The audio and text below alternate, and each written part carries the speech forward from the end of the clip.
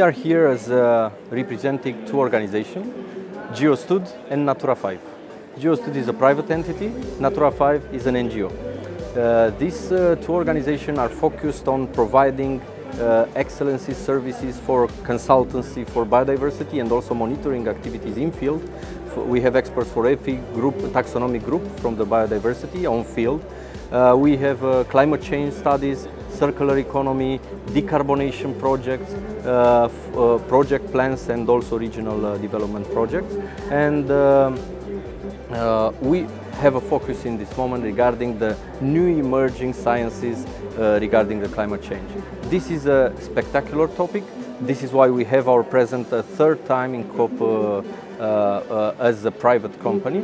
We are presenting this year, we have in Innovation Zone a stand. And over there, this stand is presenting one European project that it's won together with 12 countries and 46 partners. Vlad will tell you more regarding this. Yes. Basically, we have a big fortune, and it's the fact we are very neighbor, but we have somehow a river between us. That is our way of communication, I should say. It all started a couple of years ago when some entities, where we are here, from Romania and from Bulgaria, decided to have a common commitment on this proposal, and it became a project. We have over there 12 countries, starting from Portugal, ending with Romania and Bulgaria, so the whole Europe, passing through Croatia, Germany, Serbia as well, and other many countries as well. It's a very big project because it involves 46 entities coming from NGO side, ministry, SMEs as we are, and many other centers of research. The coordinator for this project is coming from the Center of Research of Sofia, where Ekaterina Bachfarova is the leader of this project. I should say great project because it's great as well. And we are part of this project with some simple steps taking in consideration the communication, the dissemination about it, and now we are promoting this project as well in COP event.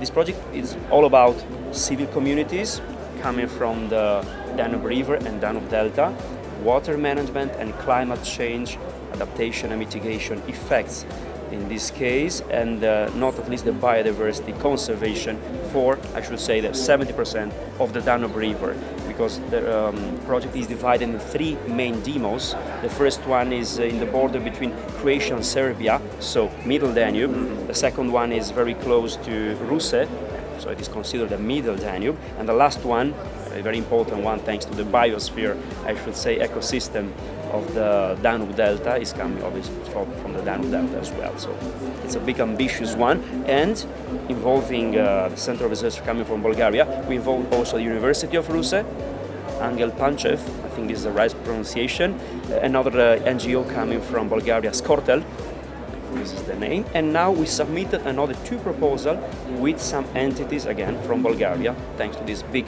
friendship, I should say. Besides this, we are focusing right now and presenting. Tomorrow we're going to have a side event together with the Egypt representative in order for this successful solution that we're going to find in Dawet Rest to replicate it in the Nile Delta. So if we succeed in this endeavor, we're going to join our forces, the Bulgarian companies organization, together with Romanian ones and the Egyptian one, in order to replicate the solution and involve in international cooperation. You have a huge experience regarding your participation, your personal participation as a Bulgarian representative in COP. This year I was gladly observing that you have a stand over here. So how is your opinion regarding the COP?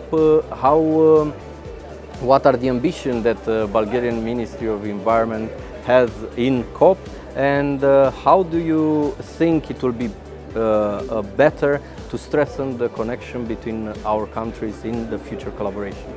Right, many questions. Let's start with Danube. Our biggest reserve, actually, nature reserve, is in Danube, in the Belen island, and it's a very, very important place for us because it's a fantastically valuable reserve, but it's also a tragic part of Bulgarian history because that's where the largest communist labor camp was based for many years, actually. So we're working now on this. Regarding COP, and our ambition is to first to be much more engaged as a country. So obviously we are engaged as part of the European Union, or our negotiations are in the EU bloc, but that doesn't mean that we can't be individually as a country involved, and this is important because each country has different aspects and different views on solutions and impact and adaptation and mitigation of climate change.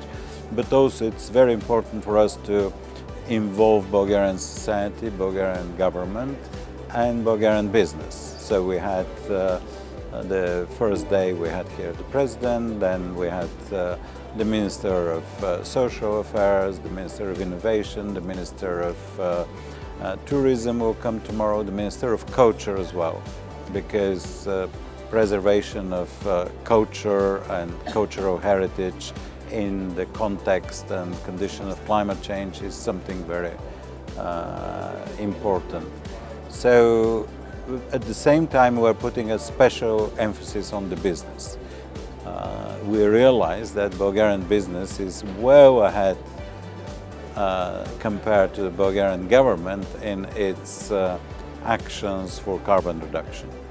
The business is doing that partly because of responsibility, but more and more because the field of carbon reduction, carbon sequestration, renewable energy is becoming a field of fierce global competition.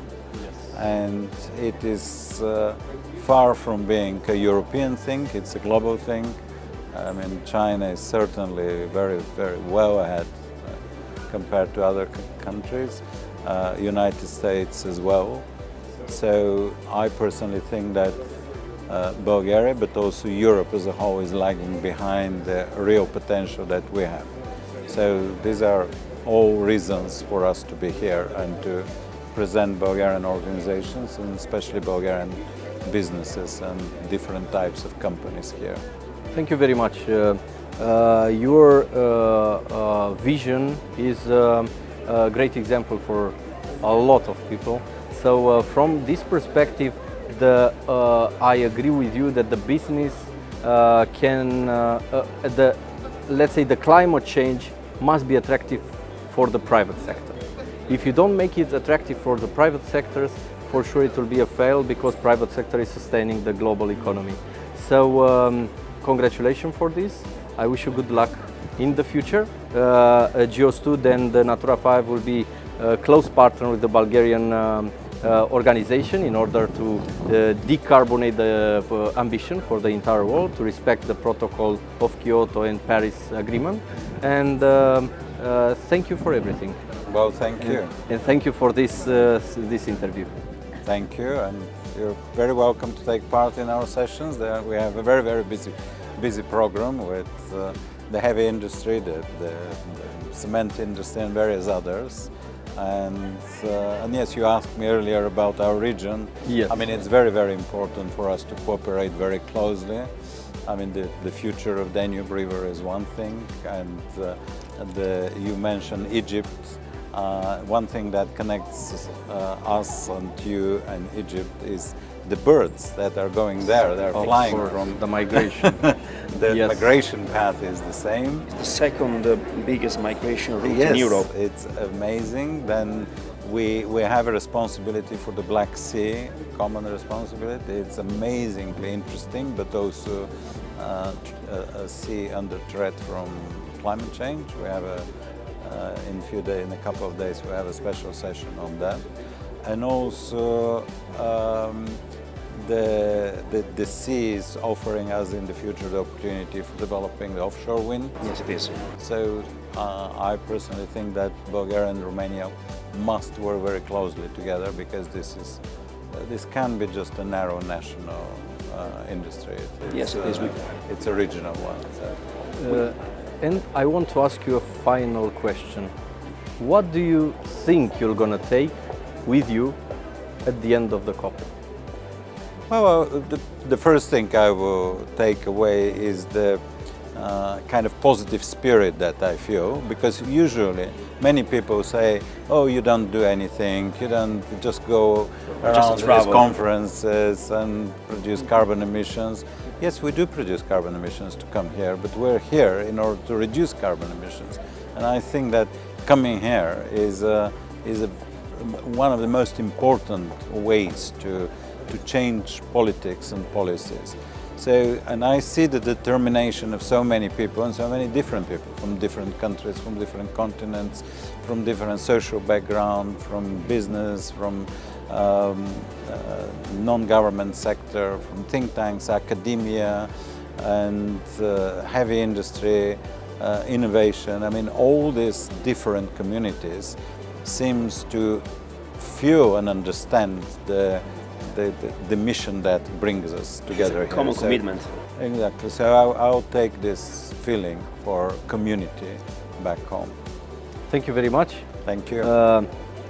And I want to invite everybody to take action, to make the change, because you are the change. Thank you very much. Thank you. Thank you. Thank you again, Mr. Thank you.